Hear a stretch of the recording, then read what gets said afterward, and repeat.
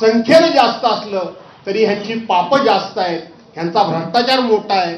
हे तिघेही एकमेकाला त्या ठिकाणी कट्टू साईज करायला बसलेले असल्यामुळं रोज सकाळ संध्याकाळ दिल्लीला जाणं आणि कोणासमोर तरी त्या ठिकाणी कैफियत मांडणं एवढंच काम या सरकारला शिल्लक असल्यामुळं विरोधी पक्ष संख्येनं कमी असला तरी सुद्धा तो आपल्याला धारेवर धरल्याशिवाय राहणार नाही, तो आपल्याला काट्यावर घेतल्याशिवाय राहणार नाही आणि आपल्या पापांचा पाडा महाराष्ट्रासमोर येऊ नये म्हणून ते विरोधी पक्ष नेत्यांच्या निवडी करत नाहीयेत.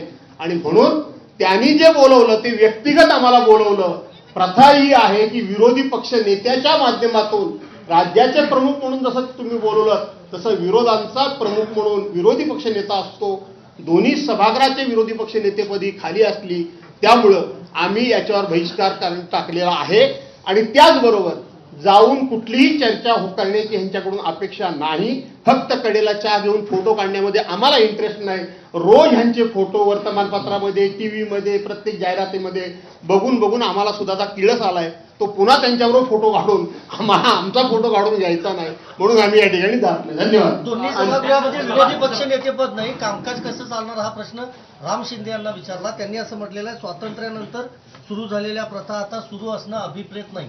तिन्ही पक्षांच्या याच्यावर प्रतिक्रिया तुमची? अजून आमचे भाऊ बोलणार आहेत 2 मिनिटं. मुळामध्ये सदस्य 1985 ते 90 5 वर्ष या महाराष्ट्रामध्ये 3 आमदार असलेला पण विरोधी पक्ष नेता झाला, 6 आमदार पण झाल्या. मृणालताई गोरे असतील, दत्ता नारायण पाटील असतील किंवा अन्य बरीचशी मंडळी आहे किंवा एकच आमदार असलेले रासू गवई सुद्धा विरोधी पक्ष नेते झाले होते वरच्या सभागृहामध्ये. ही मी मगाशी म्हटलं ना की काँग्रेसच्याकडे ही सभ्यता होती, त्यांच्याकडे जो सज्जनता होती, लोकशाहीबद्दल त्यांच्या मनात आदर होता. यांना लोकशाहीच मान्य नाही आणि त्यातून हे उत्तर जर त्यांनी दिलं असेल मला माहित नाही तर त्यातून हे उत्तर निघालं की स्वातंत्र्यापासूनच्या प्रथा परंपरा सुरू ठेवायच्या नाहीत.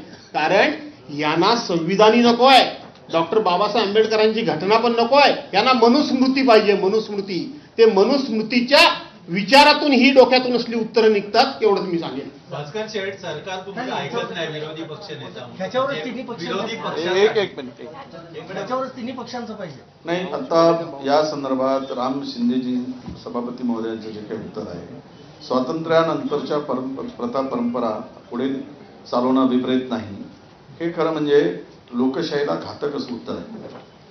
आता त्याचा उल्लेख सन्माननीय भास्कर जाधव साहेबांनी केला.